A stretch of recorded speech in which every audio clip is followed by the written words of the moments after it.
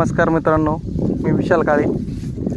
आपण बघू शकता, आज मी कलकी आधारित शेती केली होती. अजित परब सरांनी जे कलकी तयार केलं आहे, एक जैविक रसायन,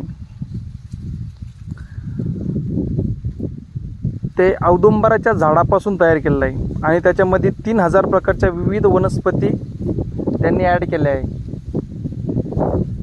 हे कलकी वापरून आपण ऊसाला दुसरे कोणतेही रासायनिक खत दिलेलं नाही. आपण ऊसाची वाढ बघू शकता, अतिशय उत्तम प्रकारे अशी ऊसाची वाढ झाली आहे.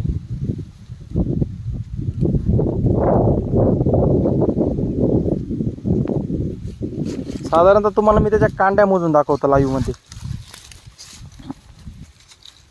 1 2 3 4 5 6 7 8 9 10 11 12 13 14 15 16 17 18 19 20 21 22 23 24 25 26 27 28 29 आणि अजूनही कांडी पुढं फुटती आहे 30वी. 30 कांड्यांचा ऊस कोणतंही रासायनिक खत न वापरता आपण येथे सक्सेस केलं आहे.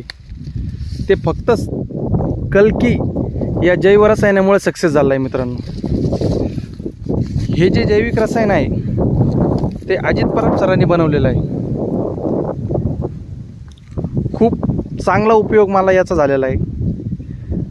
मी बऱ्याच ऊस उत्पादक शेतकऱ्यांना व बाकीचं जे पीक घेणारे शेतकरी आहेत त्यांना एवढंच सांगेल की तुम्ही रासायनिक शेती कमी करून जैविक जसं आपल्याला वाढवता येईल त्याच्यावर जास्त भर देणे आवश्यक आहे.